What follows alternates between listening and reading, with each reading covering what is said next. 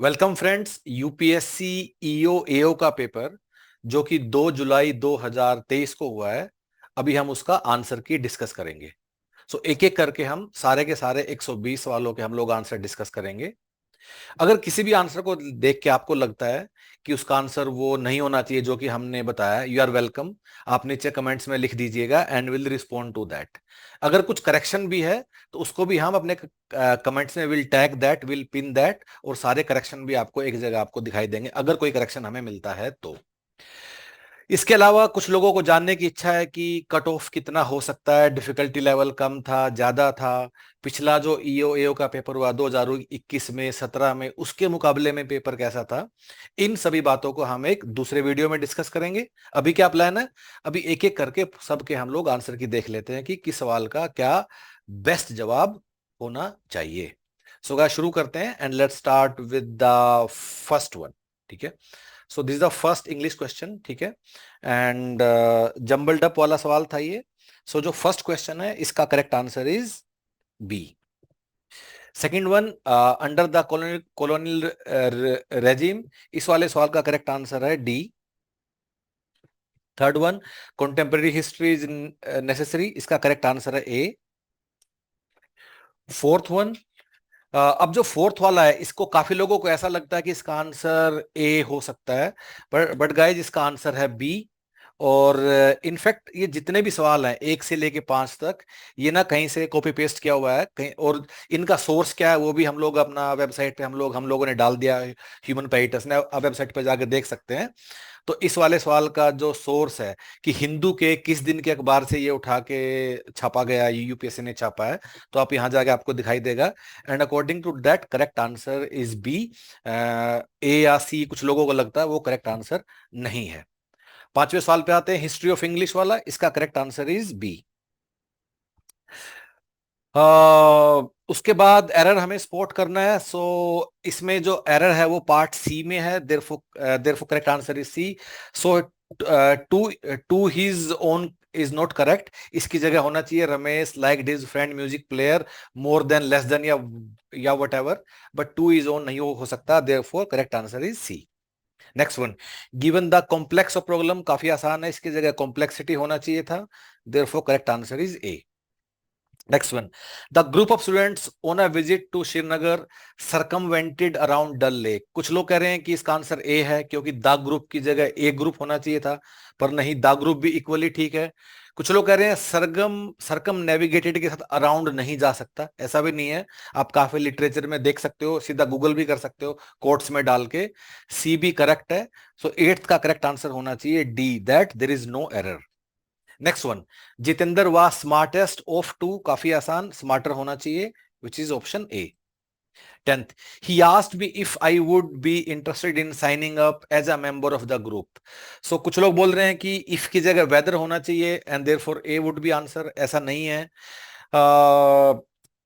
इस वाले सवाल के लिए the correct answer is D, that there is no error in the sentence.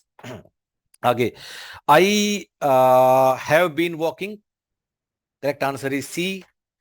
All effects can be connected with immediate causes, इसमें भी काफी डिस्प्यूट है लोगों के काफी आंसर कीज में, लेकिन इसका करेक्ट आंसर डी है। इनफैक्ट ये भी यूपीएससी ने कहीं से उठा के छापा हुआ है, वो भी आप हमारी वेबसाइट पे आप देख लीजिएगा और आपको समझ में आ जाएगा कि हम डी क्यों बोल रहे हैं। Next one, a bird in hand, काफी आसान। Human history is ample proof, correct answer is A, knows.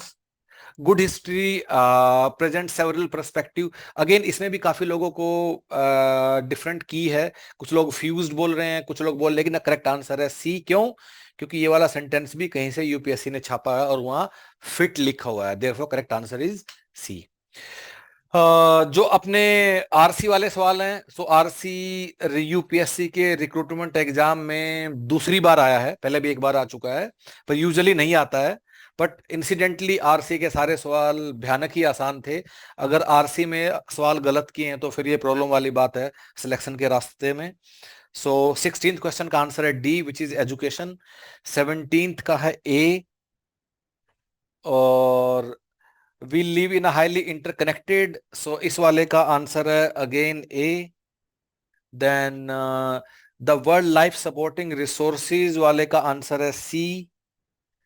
और 20th क्वेश्चन इंग्लिश का है there is an increasing recognition, इसका आंसर है बी। इसमें किसी को डाउट भी नहीं है आर से, क्योंकि इतने स्ट्रेट फॉरवर्ड सवाल थे और ये वहां से अपना बन जाना चाहिए। तो हिस्ट्री के सवाल हैं। विच one of the following was not provided in the regulating act of 1773?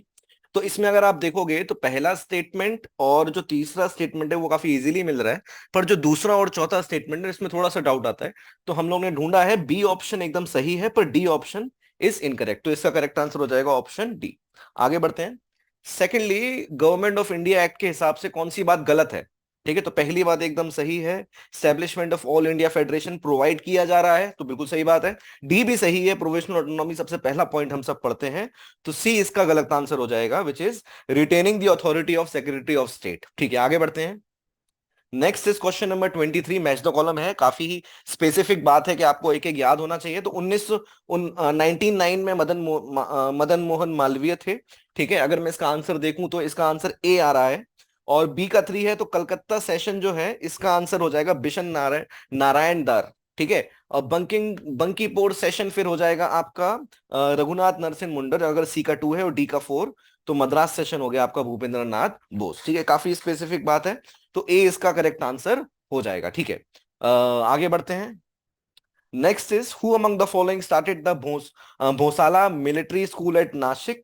तो ये स्टार्ट करी थी बीएस मुंजे ने 1937 में, और करेक्ट आंसर हो जाएगा ऑप्शन डी। ठीक है, आगे बढ़ते हैं। 25वां सवाल, arrange the following events associated with Pandit Madan Mohan Malviya in chronological order. ठीक है, तो अब क्या बात है, सबसे पहले हिंदू होर्डिंग हाउस इलाहाबाद 1903 में बना। अगर लीडर न्यूज़पेपर की बात करें जो 1967 तक चला, ये 1909 के अराउंड बना। कांग्रेस नेशनल पार्टी 1932 के अराउंड था ये, और बनारस हिंदू यूनिवर्सिटी 1916 के अराउंड था। तो अगर आप इससे देखोगे तो आपको समझ में आ जाएगा option B is the correct answer. 4 हो गया, 3 हो गया, 1 हो गया, 2 हो गया। ठीक है, Okay, the question is, an employee shall be covered under the provisions of Payment of Wages Act 1936. The employee should be drawing a maximum monthly wage of how much? So basic question from Payment of Wages Act has been asked. Now the answer to this question is rupees 24,000. Okay. Next question, again a very simple question from Minimum Wages Act 1948, wherein they are asking you the term which is given to the minimum rate of remuneration which shall be applied to an employee working on piecework for the purpose of securing such an employee a minimum rate of wages on a time work basis. So under the act it is clearly given that such rate is known as a guaranteed time rate. So correct option is option B. Okay, now we have to match up the two lists under which various provisions of the Labor Act is given, and under the list 2, the name of the legislation itself is given. So if we look at the question, recovery officer, that is given under the Employees PF Act. Compulsory insurance is connected to your Payment of Gratuity Act.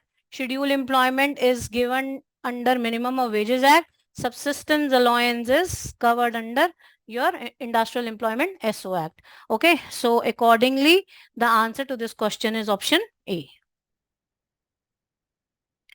Okay, now this is the question from Factories Act, wherein they are saying that the adult worker who has joined on 1st of January 2022, right, he has actually worked for 220 days, right? So first we need to check the eligibility of the person, whether he is eligible for the annual leave with wages, and then we will calculate the amount of annual leave with wages. Okay, so in order to know the eligibility, the criteria given under Factories Act is 240 days, right? Okay, so if we check out the eligibility, the number of laid off days that would be added. Okay, because this is a valid layoff, because it is given that he has been laid off for 25 days as per SO, right? So this amounts to 245 days. It means this person is eligible. Okay, now we need to calculate the annual leave with wages. So for an adult worker, simply because actually he has worked for 220 days and not that for 245 days. So rate of wages would be calculated on this 220 days, right? So that is 220 divided by 20, because adult worker को 20 दिन के बाद एक छुट्टी मिलती है, that is Y. right? So accordingly, the answer should be 11 days of annual leave with wages. Okay, next question is from Industrial Employment Standing Order Act.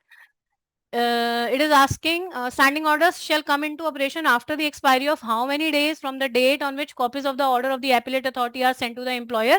It's a very straightforward question, and the answer to this question is 7 days.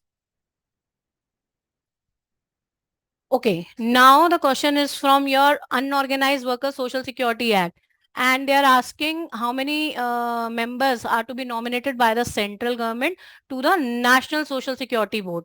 So the answer to this question is 34, right?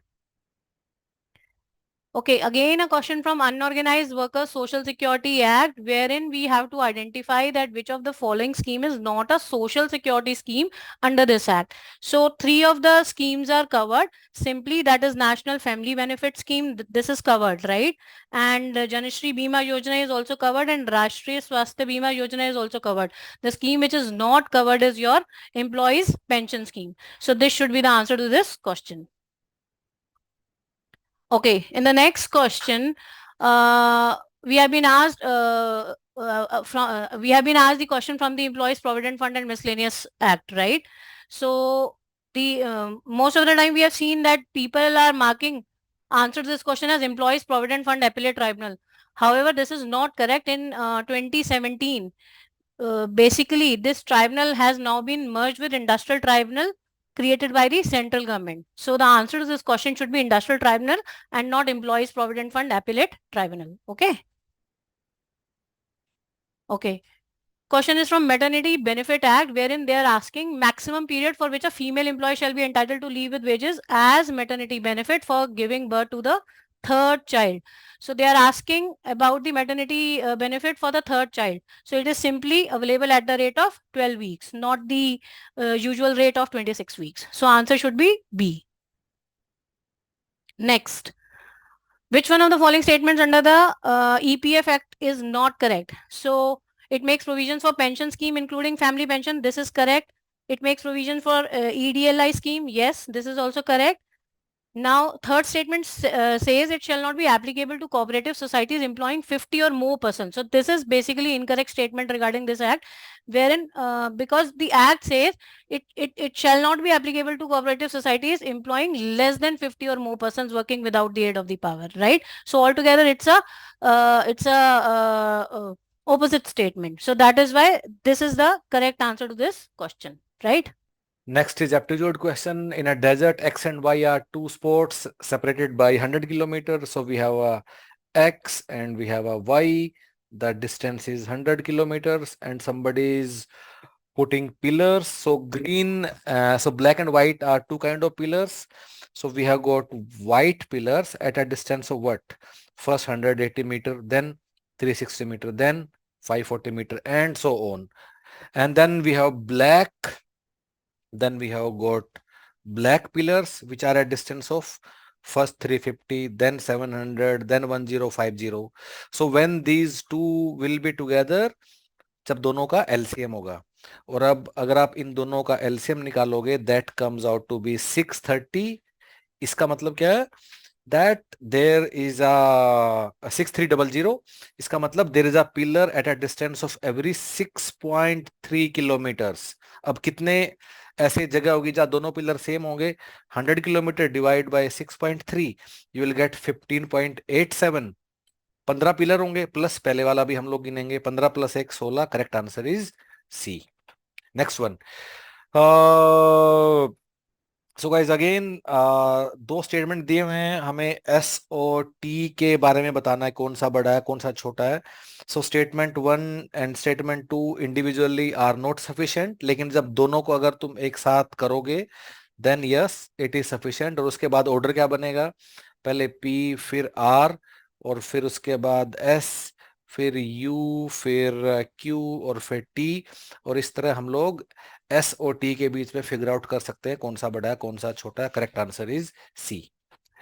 8 chairs are placed. So guys arrangement इसमें हमारा कैसा बनेगा? 8 chair हैं तो 8 इसके point हैं circle के around, तो सो AEC मैं यहाँ रख दूंगा, यहाँ GF और उसके सामने GF, E के सामने चला गया मेरा H, यहाँ D और यहाँ B. So where is H? H is adjacent to D.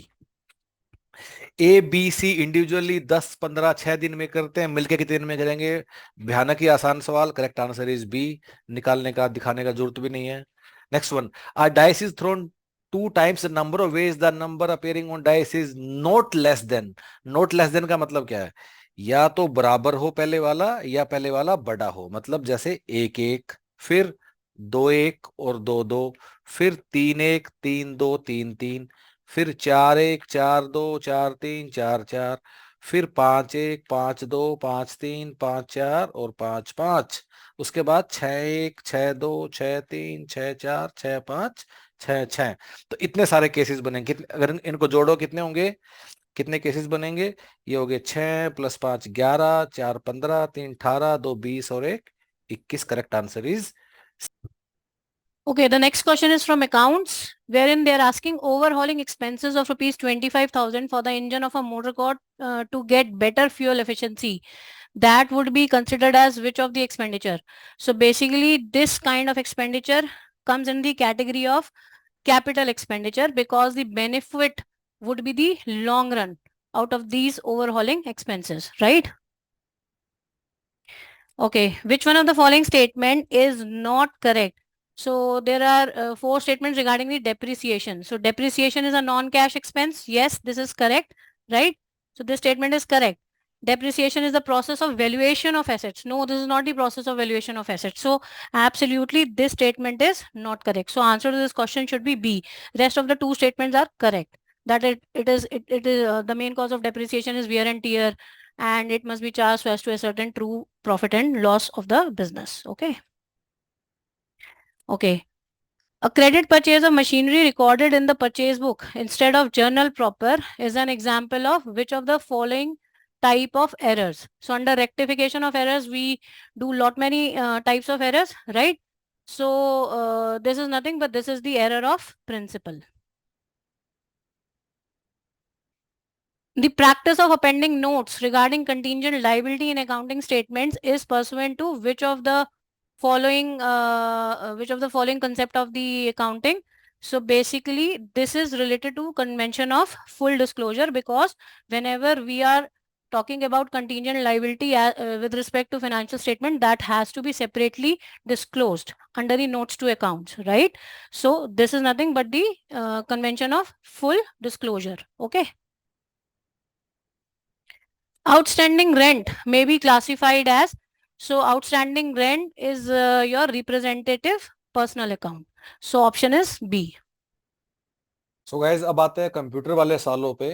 Of course सबकी बार जो कंप्यूटर वाले सवाल थे तो काफी लोगों से काफी सारे सवाल नहीं हुए होंगे, लेकिन बीच बीच में कुछ ऐसे भी थे कि जो कि गलत नहीं होने चाहिए. जैसे कि 46 याद नहीं हुआ होगा, लेकिन किसी ने थोड़ा सा भी सॉफ्टवेयर में कुछ काम किया है, कुछ कोडिंग वोडिंग की हाथ लगाया है, तो उसने एकदम कर दिया होगा. 46 का आंसर है B. लेकिन सभी से नहीं भी हुआ होगा तो इट्स ओके कि जब हम कोडिंग करते हैं तो कमेंट्स को इंसर्ट करते हैं ताकि उसको मशीन रीड नहीं करे. तो कैसे करते हैं? What are the tags for that? Okay. अब वेब पेज पे again how do we create a link for email? It is option is correct option is B. Next. शायद ये भी कुछ लोगों से, काफी लोगों से नहीं हुआ होगा. That is understandable. स्पूल की हमें फुल फॉर्म बताना था. साइमल्टेनियस पेरिफेरल ऑपरेशन ऑनलाइन, ये होना चाहिए था. जो the following is not a cumulative law. So guys C doesn't make any sense. बाकी अगर दोनों मल्टीप्लिकेशन और एडिशन दोनों में it's cumulative, therefore correct answer is C. Which OSI layer is responsible for managing the communication between computers in a network? अब ये सवाल काफी वेग है. वेग क्या, घटिया सवाल है. इनफैक्ट पूरी OSI लेयर का ही काम, जिसमें 7 लेयर होती हैं, सभी का ही काम ये होता है managing the communication between computer. ये OSI लेयर की ही डेफिनेशन है. अब उसके अंदर कौन सा लेयर है? सो गाइस अगेन ये एक ऐसा सवाल है जिसका आंसर अब नेटवर्क भी हो सकता है, ट्रांसपोर्ट भी हो सकता है, और कुछ हद तक डेटा लिंक लेयर भी हो सकता है, because it's a very generic statement. But given the options, A is the closest answer. और बट अदरवाइज ये मतलब पूरे पेपर का सबसे घटिया सवाल है. ओके, अब बात करते हैं कि which of the following are correct about DNA. So guys, option 1 और option 4 are correct, and second and third are not correct. Therefore, correct answer is A. Spongy tissue is formed in epiphytic root B. So the following is not correct. So B, all hydrogen compounds are acidic. This is not correct. B. Then highest boiling point, सबसे ऊपर वाला lithium. अगर periodic table देखोगे अच्छे से तो ये समझ में आएगा. अगर आइस क्यूब को काट दिया है, और सो गाइज क्या होगा, so it's more of a mensuration question than general science. So guys होगा क्या कि टोटल वॉल्यूम तो उतना ही रहेगा, लेकिन क्योंकि काट दिया तो सरफेस एरिया विल इंक्रीज. ठीक है, तो 56 क्वेश्चन सीधे सीधे कॉन्स्टिट्यूशन के आर्टिकल 128 से है. तो पूछ रहा है कि रिटायर्ड जज को बुलाया जा रहा है, अटेंडेंस के लिए किया जा रहा है, तो उसका प्रोविजन क्या है. तो आर्टिकल 128 बिल्कुल सही बात है, ऑप्शन स्टेटमेंट 1 एकदम सही है, 2 3 सही नहीं है, चौथा स्टेटमेंट एकदम सही है, तो 56 का आंसर हो जाएगा ए. ठीक है, तो आगे बढ़ते हैं, 57वें सवाल पे आते हैं. The board of cooperative society can be superseded और केप्ट अंडर सस्पेंशन. ठीक है, तो इसका आंसर होता है D, which is statement 1 2 3 and सही है, स्टेटमेंट 4 गलत है. कोऑपरेटिव सोसाइटी कॉन्करेंट सब्जेक्ट था, 2012 एक्ट में आपको ये मिल जाएगा. ठीक है, आगे बढ़ते हैं. 58th MPLAD स्कीम काफी पुरानी स्कीम है, इसके बारे में सवाल है. तो उसके स्टेटमेंट में अगर आप देखेंगे यहां पर, तो चौथा स्टेटमेंट जो है वो गलत है. ये नॉमिनेटेड मेंबर्स हैं जो एनीवेयर इन द कंट्री कर सकते हैं, राज्यसभा मेंबर उसी स्टेट तक लिमिटेड रहता है. तो उसके बाद एलिमिनेशन से आपको समझ में आ जाएगा कि ऑप्शन बी एकदम सही हो जाएगा. ठीक है, आगे बढ़ते हैं. 59th the global multi dimensional poverty index developed by UNDP is a measurement of 3 head है, तीनों हेड में ये चारों सब हेडिंग्स आती हैं. तो करेक्ट आंसर हो जाएगा इसका option A, which is 1 2 3 and 4. आगे देखते हैं, रिकमेंडेशन दिनेश कमेटी की क्या नहीं है. तो ऑप्शन बी जो है वो रिकमेंडेशन नहीं है, तो यही इसका करेक्ट आंसर होगा. ठीक है, आगे देखते हैं. 61th question. Which one of the following was the companion of the freedom fighter Rani Chinnamma of Kittur. ठीक है, 1824 के अराउंड ये थे. एंड इनका कंपेनियन कौन था, तो इनका कंपेनियन था रयाना, राइट, मिलिट्री चीफ जो थे. आगे बढ़ते हैं. 61st का आपका हो जाएगा ए. 62nd the first Indian factories act pass in 1881 deal primarily with. हालांकि ये फैक्ट्रीज एक्ट के अलग अलग प्रोविजन से भी, फैक्ट्रीज के अलग अलग हजार्डस एस्पेक्ट से भी डील करता था, पर इसमें चाइल्ड को लेकर स्पेसिफिकली बताया था कि 7 साल के ऊपर को चाइल्ड माना जाएगा इन ऑल. तो करेक्ट आंसर हो जाएगा इसका option B, option C sorry, child labour. ठीक है, आगे बढ़ते हैं. 63rd आजाद हिंद फौज फॉर्म कहां हुई थी, साउथ ईस्ट एशिया में, यानी सिंगापुर में ये फॉर्म हुई थी 1942 या 3 के अराउंड.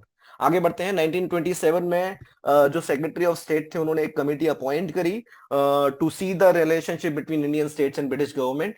ठीक है, तो बटलर कमेटी थी, और इसमें जो मेंबर नहीं थे वो थे एजे विल्सन. इसका क्वेश्चन, इसका आप सॉल्यूशन में सोर्स देखेंगे हमारा, तो आपको वो मिल जाएगा जो ये पूरी रिपोर्ट है. आगे देखते हैं. 65th क्वेश्चन पे आते हैं. Under which of the following are correct. तो कॉर्नवालिस सिस्टम से रिलेटेड इन्होंने जो पुलिस एडमिनिस्ट्रेशन से रिलेटेड जो काम किया था उसके बारे में ये स्टेटमेंट है. तो इसमें 1 और 2 तो एकदम सही स्टेटमेंट है. ठीक है, जो स्टेटमेंट 3 है ये बिल्कुल गलत है, मद्रास में 1802 के अराउंड आया था. पर स्टेटमेंट 4 में थोड़ा सा यहाँ पे ग्रे एरिया आता है, क्योंकि डिस्ट्रिक्ट मजिस्ट्रेट करते तो थे, अब वो अपॉइंट करते थे, नॉमिनेट करते थे, यहाँ पे एरर है. तो हमारे अकॉर्डिंग वो अपॉइंट करते थे, nominated word is not right. तो इसका correct answer according to us is option A, which is 1 and 2. Okay.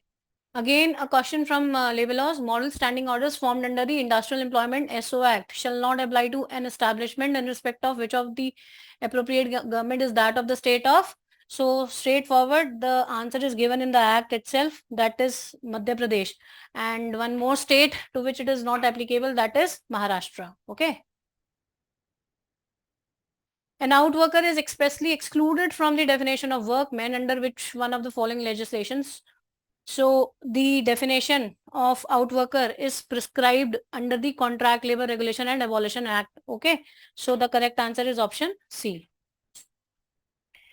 Which one of the following nature of work shall not be taken into account while the AG considers prohibiting employment of contract labor in an establishment under the Contract Regulation and Abolition Act.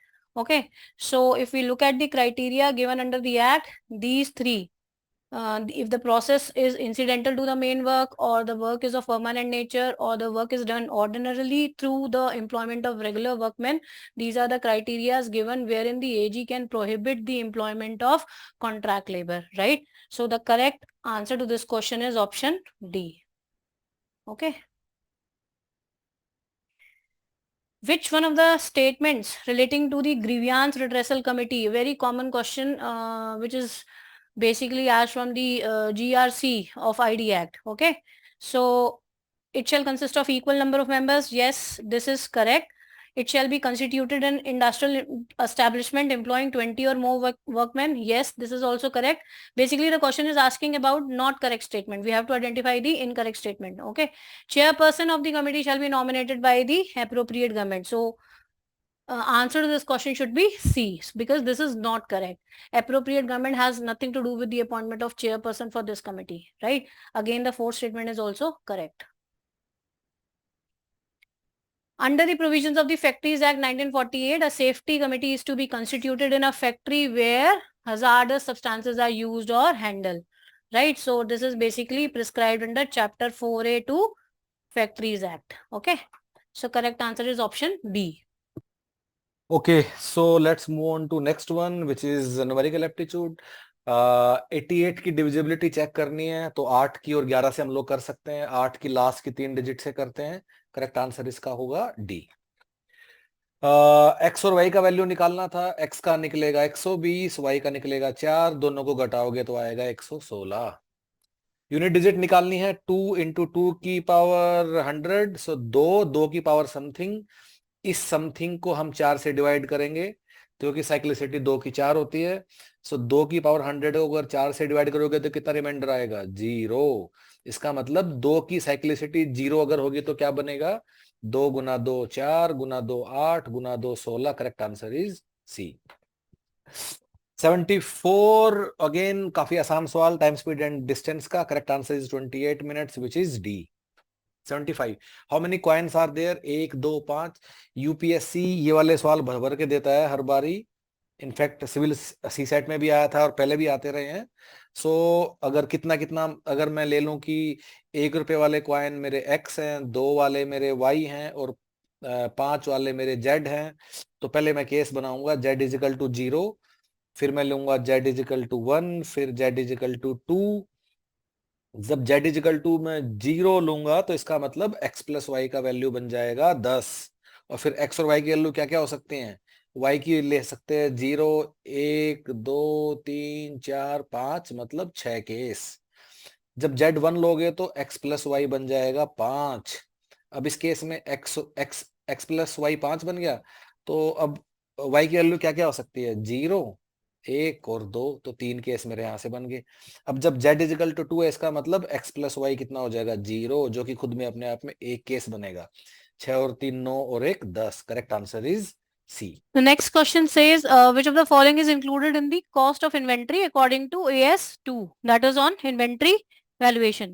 So correct answer to this question is B, wherein it says storage costs which are necessary in the production process prior to the further production stage, that is included in the cost of inventory, right?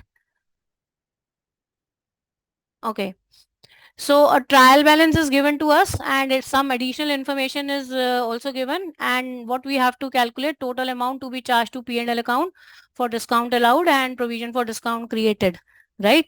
So how we will find out the answer to this question? Basically, here discount to debtors, that is given to us 4,000. Additional discount that needs to be created, that is 20,000. So total it becomes 24,000, right? And how much is the provision for discount and debtors? That has to be deducted from it, right? So this comes out to be total 10,000. Now the additional information says the firm has a policy of maintaining a provision for discount to debtors equal to 10% of the trade receivables. So trade receivables are 2,50,000 less this your 20,000, right? So 10% of 2,30,000 would be 13,000. So here the answer should be it should be 23,000. So the total answer comes out to be 33,000. That is option D. Okay. Okay. Again, a very simple question based on FIFO method of accounting, wherein various dates are given to us and we have to find out the value of inventory on the January 31. So how would we find the value? Basically, तो अगर हम FIFO method use करें तो simply 200 units we are having at the rate of 7. So this is our in, this is our out. Okay.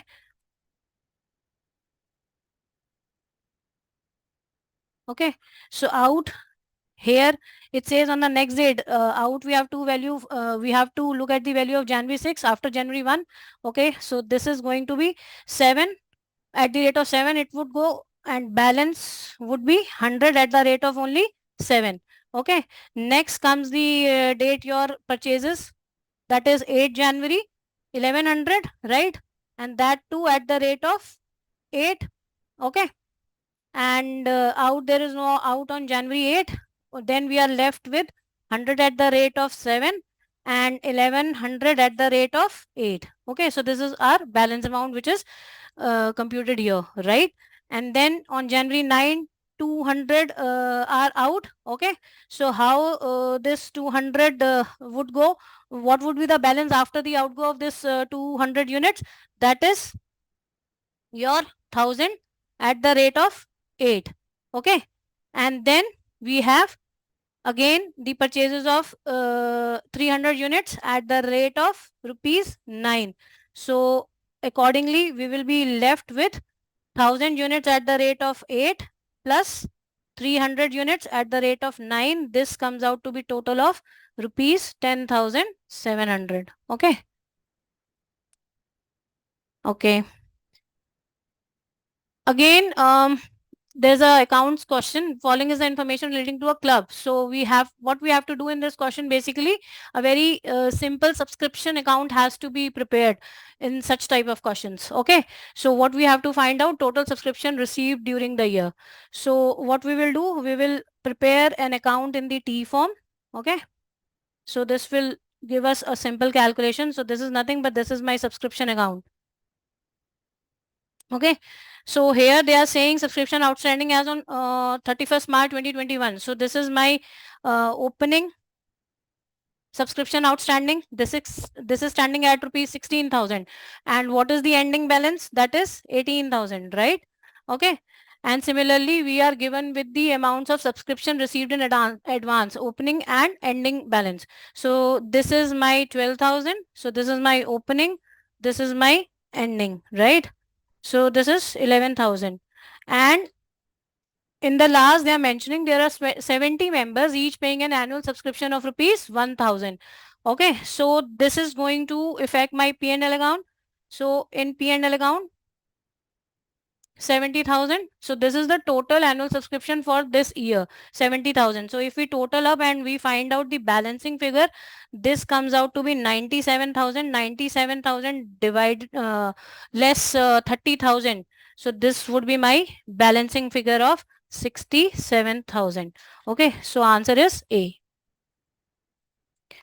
Reporting on fraud is to be made by an auditor to the central government when the sums involved in the fraud. So this is a very straightforward question from the auditing, and the amount of fraud which has to be reported by the auditor to the central government is, that is any amount which is exceeding rupees 1 crore. Okay. Next one, which of the following is not a security protocol? So correct answer is MIME. Latex document learning management system में लोग use करते हैं, research में भी लोग use करते हैं. सो उसमें एक प्रोटोकॉल जो डॉक्यूमेंट बाकी तीनों उसमें होता है, लेकिन जो डॉक्यूमेंट स्टाइल वाला कुछ कमांड नहीं होता है.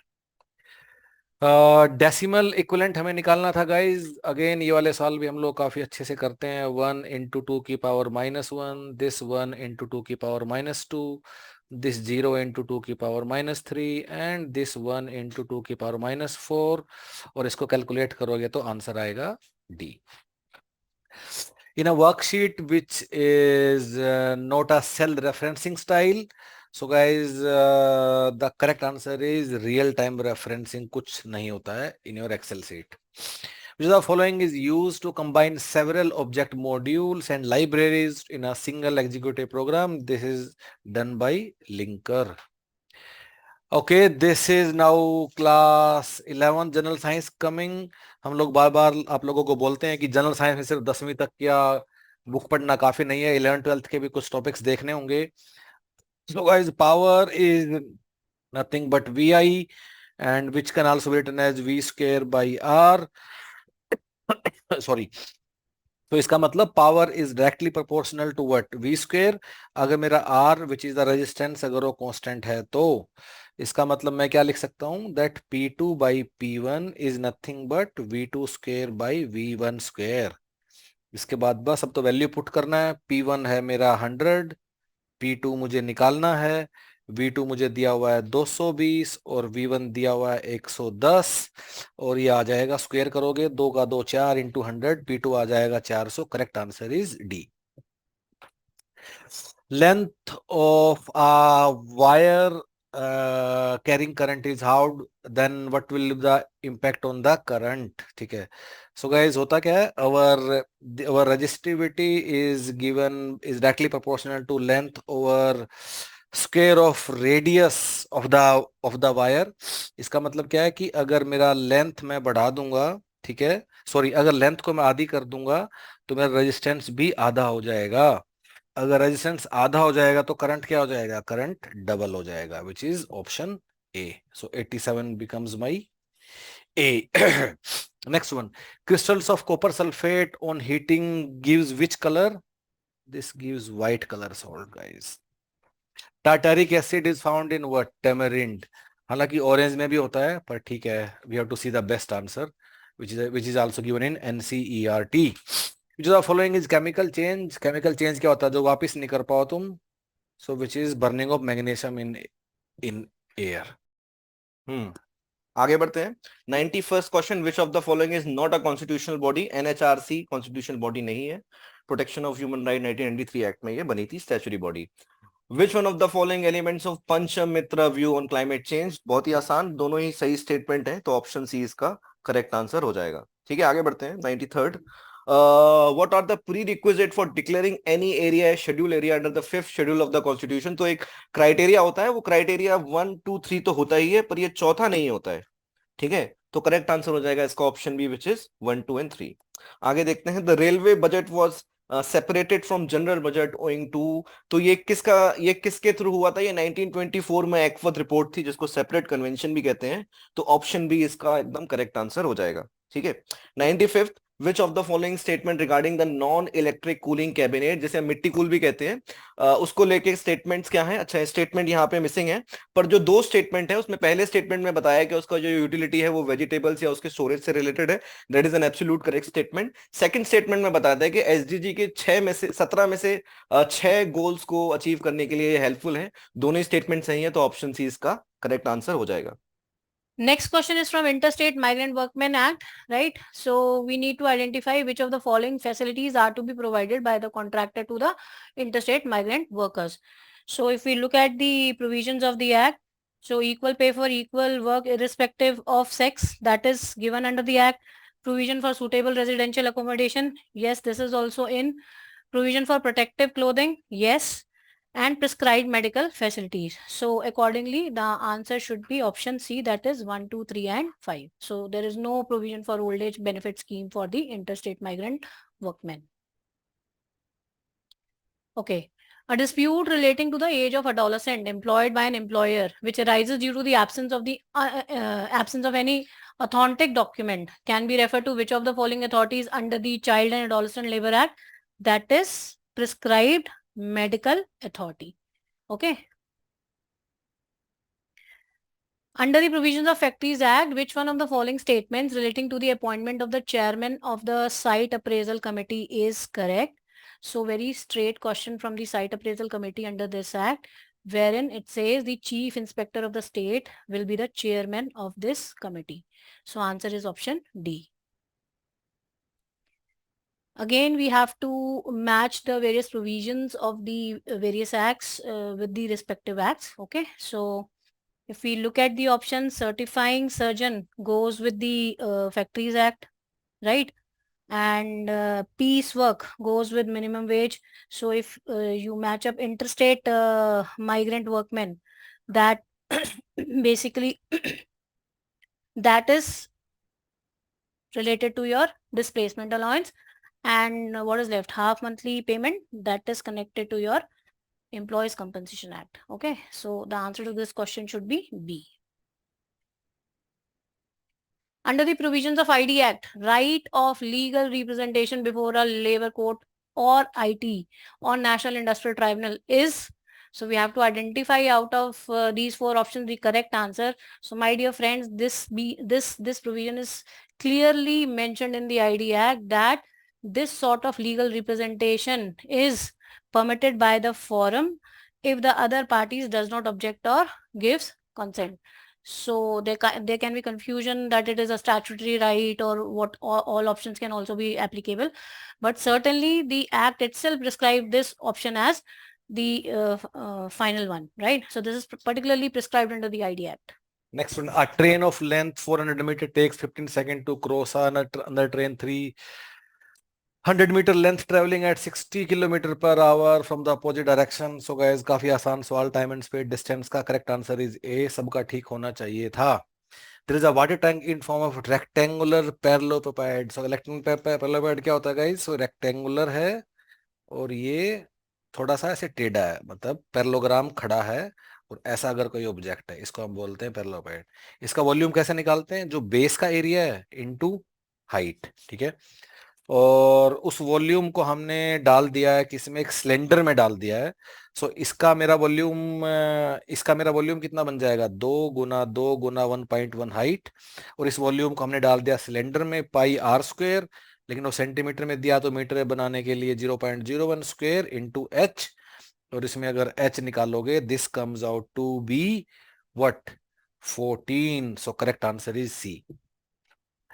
अ पर्सन बाइज 10 पेन 8 पेंसिल. ये वाले सवाल भी रिक्रूटमेंट एग्जाम में काफी बार आते हैं. So guys 10 pen plus 8 pencil कितने का? 200 रुपए का. या फिर 5 पेन ले लो और 24 पेंसिल ले लो. ये कितने की? ये भी 200 की.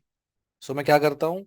दूसरे वाले को 2 से गुना कर देता हूँ और पहले वाले से घटा दूंगा. सो 2 से गुना करने के बाद ये क्या क्या बन गया? 10 pen plus 24 pencil is equal to 400. अब 2 में से एक हम लोग घटा लेते हैं. सो घटाने के मतलब इसमें से घटाएंगे तो क्या बचेगा? 10 पेन चला गया. 8 24 pencil minus 8 pencil, 16 pencil is equal to 2. 16 pencil 24 minus 8, 16 pencil.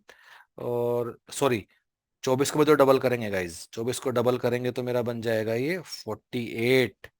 और 48 में से 8 गए तो कितने बन गई मेरी? 40. So 40 pencil is equal to 200. Pencil कितने का हो गया? 5 रुपए का. और पूछा क्या है? पेन पूछा, तो यहाँ 5 का वैल्यू रख लेते हैं. सो 10 पेन प्लस 5 रुपए की pencil 40 is equal to 200.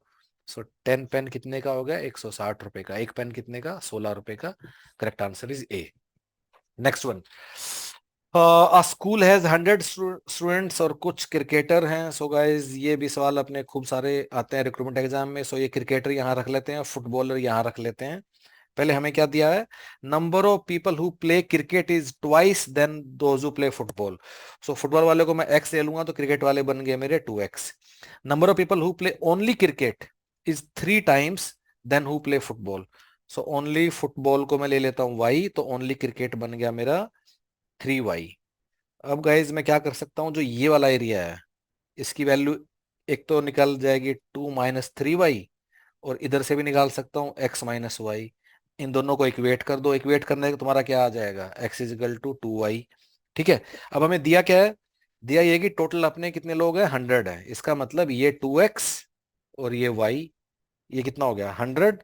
So guys 2x plus y हो गया मेरा 100, और x की जगह 2y रख लो. सो मतलब 4y प्लस y हो गया 100, 5y 100, y कितना हो गया 20। अगर y 20 हो गया तो x कितना हो गया 40। पूछा क्या है, number who play both, both is x minus y, 40 minus 20 is 20। Correct answer is D. कुछ लोग इसको ए लगा रहे हैं, ए नहीं है गाइस, डी है इसका आंसर, ठीक है। उसके बाद 105, अगेन डायरेक्शन का सवाल है, कुछ करने का जरूरत नहीं है, सबका ठीक होना चाहिए था। Correct answer is B. तो जो आईसीडीएस स्कीम है जिसमें चिल्ड्रन का एज ग्रुप कितना है, करेक्ट आंसर है इसका ऑप्शन ए, 0 से 6 years. Which of the following statement about truck farming is are correct. तो ट्रक फार्मिंग से रिलेटेड सवाल है और दोनों ही स्टेटमेंट जो है वो एकदम करेक्ट है, तो ऑप्शन इसका आंसर करेक्ट हो जाएगा ऑप्शन सी। आगे देखते हैं, which of the following with reference to service sector is are correct. सीधे सीधे एनसीईआरटी में आपको मिल जाएगा।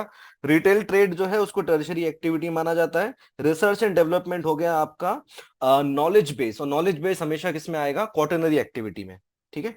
तो करेक्ट आंसर हो जाएगा इसका अगेन ऑप्शन सी। आगे देखते हैं 109। अब इसमें ध्यान दीजिएगा, एनएसडीसी के बारे में इनकरेक्ट स्टेटमेंट पूछा है, ठीक है। तो non for profit public company होती है setup by ministry of finance. तो स्किल डेवलपमेंट दिख गया, मैंने गलत कर दिया। It promote skill development bye catalysing the creation of only large quantity and non profit vocational institution. तो ये नॉन प्रॉफिट नहीं है। अगर आप एनएसडीसी के होम पेज पे जाओगे ना, तो ये एग्जैक्ट स्टेटमेंट आपको वहां मिल जाएंगे, ठीक है। तो अगेन यहाँ फॉर प्रॉफिट है, तो ये भी स्टेटमेंट गलत हो जाएगा और सही आंसर हो जाएगा, इनकरेक्ट है दोनों, तो बोथ 1 एंड 2, ठीक है। आगे देखते हैं, अटल वयो अभ्युदय योजना एक अम्ब्रेला स्कीम है और ये benefit of the elderly citizen से रिलेटेड है और किसी चीज से नहीं। तो स्टेटमेंट 1 एकदम सही है। रीजनल रिसोर्स ट्रेनिंग सेंटर एक सब कंपोनेंट है, ये भी सही है। पेंशन की दिक्कत नहीं है और अटल इंक्यूबेशन सेंटर का भी कोई रिलेशन नहीं है, तो करेक्ट आंसर हो जाएगा आज का option C. Okay guys, so last के 10 सवाल देख लेते हैं।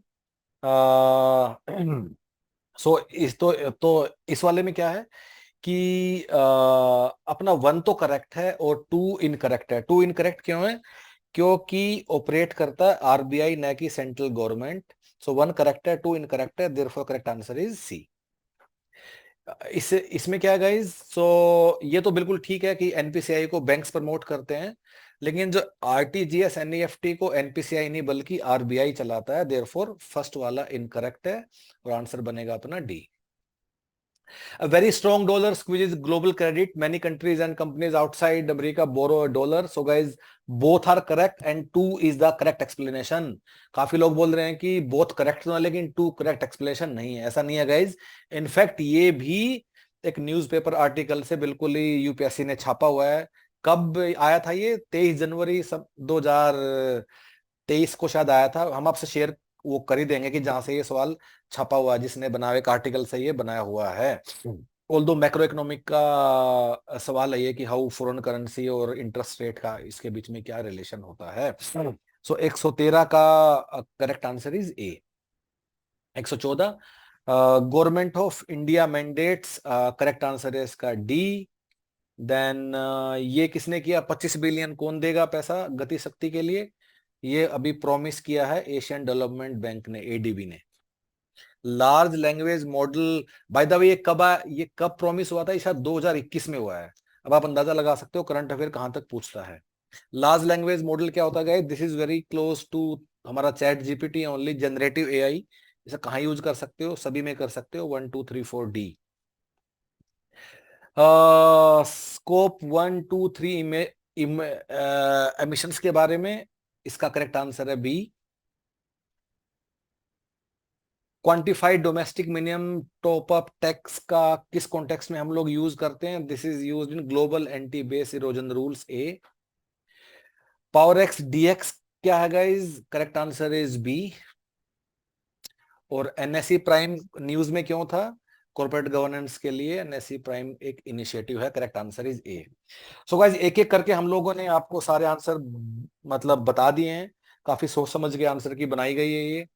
और फिर भी आई एम श्योर कि कुछ लोगों का अपना पर्सपेक्टिव होगा, कुछ लोग एग्री करेंगे, कुछ डिसएग्री करेंगे। कई बार ऐसा भी होता है कि दूसरा आंसर भी करेक्ट है लेकिन हमें देखना होता है which is like more correct. End of course कई बार यूपीएससी भी एक दो घटिया सवाल भी बनाता है, लेकिन फिर भी आई वेलकम यू ऑल।